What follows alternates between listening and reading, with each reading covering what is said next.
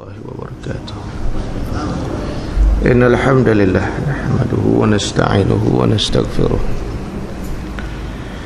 wa na'udzu billahi min shururi anfusina wa min sayyiati a'malina. Man yahdihillahu fala mudilla lahu wa man yudlil fala hadiya lahu. Wa asyhadu an la ilaha illallah wahdahu la syarika lahu wa asyhadu anna Muhammadan 'abduhu wa rasuluh. Allahumma salli ala Muhammad wa ala alihi wa sahbihi wa sallam, amma ba'd. Muslimin dan muslimat yang dirahmati Allah, tersambung pengajian dari kitab Bulughul Maram, surat 879 hadis hadis di bawah. Kita masih lagi dalam babul birri wassilah, bab berbuat kebaikan dan silaturahim, menyambung silaturahim. Wa an Ibnu Mas'ud radhiyallahu anhu qala sa'altu Rasulullah sallallahu alaihi wasallam ayyu dhanbi a'zam.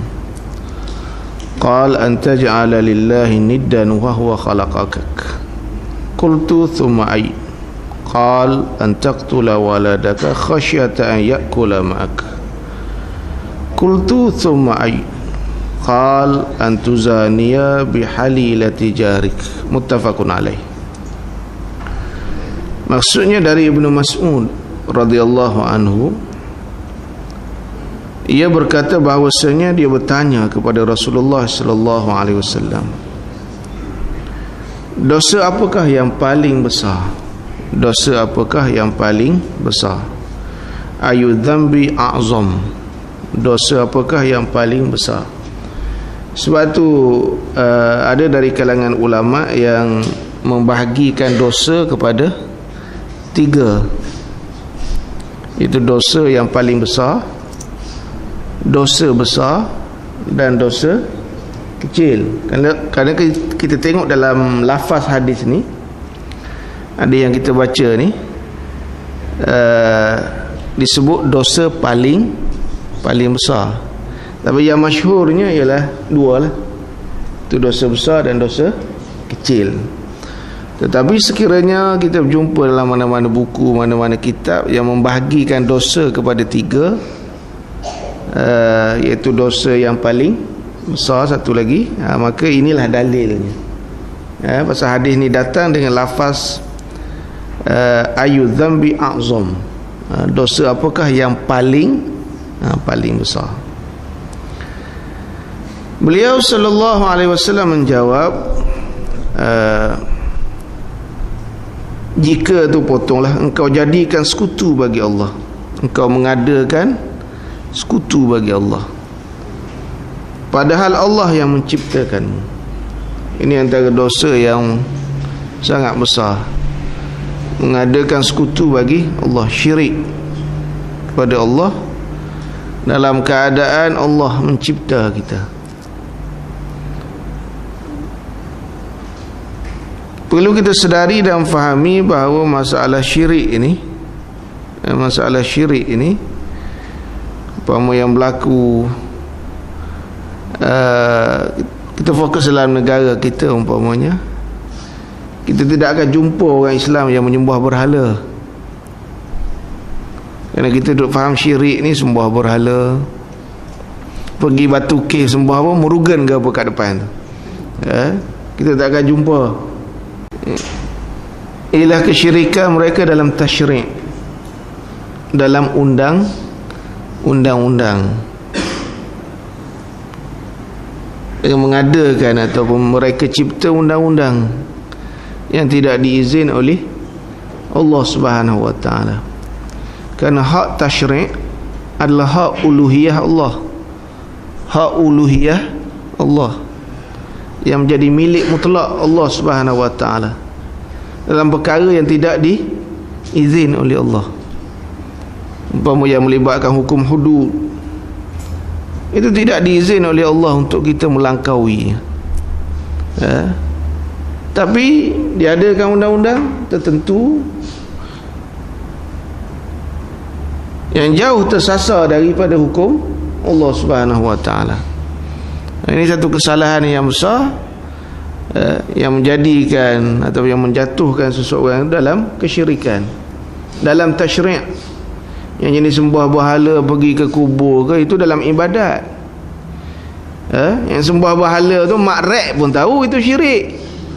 Makrek yang Subang 3 tu pakai seluar 3 suku seluar 3 suku, dan dia pun jenis 3 suku juga, otak 3 suku juga. Dek, macam mana ni sembah berhala batu kek? Syirik bang. Mungkin dia buat begitu tu, rap. Syirik bang, dia tahu syirik tu pasal sembah berhala.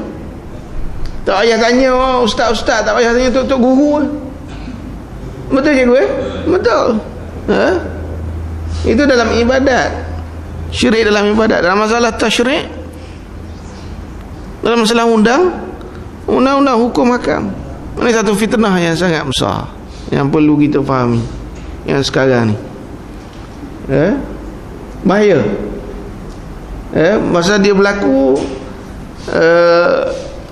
dalam keadaan kefahaman tentang masalah tasyrik' ini tidak begitu difahami ataupun tidak cuba untuk difahami oleh masyarakat kita. Mereka duk nampak syirik ni sembah berhala, pergi ke kubur minta dengan pokok kayu dan sebagainya. Satu perkara yang sangat besar, mengadakan sekutu bagi Allah, sedangkan Allah lah yang mencipta kita. Nah, yang kedua, aku bertanya lagi, kata Abdullah bin Mas'ud radhiyallahu anhu, kemudian apa dosa yang paling besar? Jawab beliau sallallahu alaihi wasallam, engkau, jika tu betullah, engkau membunuh anakmu takut makan bersamamu. Takut jadi papa, takut jadi miskin, kerana anak makan sama. Ini kepercayaan Arab jahiliah. Sebab tu Allah Subhanahu wa taala abadikan perkara ini dalam surah Al-Isra ayat 31. Al-Isra ayat 31. Wala taqtulu auladakum khasyata imlaq. Nahnu narzuquhum wa iyyakum. Inna qatlahum kana khita'an kabira. Janganlah kamu membunuh anak-anak kamu. Arab jahiliah dia membunuh, terutama anak perempuan dan sebagainya. Janganlah kamu membunuh anak-anak kamu kerana takut papa. Kamilah, yakni Allah, yang memberi rezeki kepada mereka dan kepada kamu. Allah yang memberi rezeki kepada mereka, yakni kepada anak-anak kamu dan juga kepada kamu. Sesungguhnya membunuh mereka adalah satu kesalahan yang besar. Ini Arab jahiliah, membunuh anak, takut papa, hidup dalam rumah makan bersama kita dan sebagainya. Dia sebenarnya lagi ada anak yang lagi murah rezeki sebenarnya. Cikgu berapa anak? 3. Isteri pertama.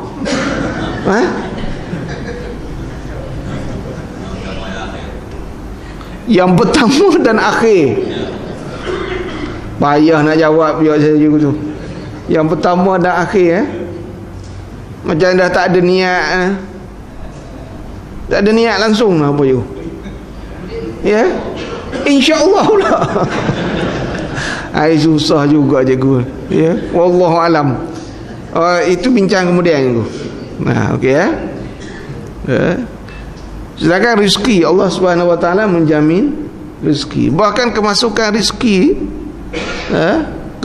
rezeki itu adalah kerana kewujudan mereka dalam keluarga bersama kita. Allah tambah beri rezeki. Yang bimbanglah dengan rezeki ni. Alhamdulillah. Yang kedua ni tak ada dalam masyarakat kita. Alhamdulillah. Tak ada dalam masyarakat kita, alhamdulillah. Walaupun zaman tak reti agama dulu pun, kerja menoreh getah. Dulu kan kerja menoreh getah.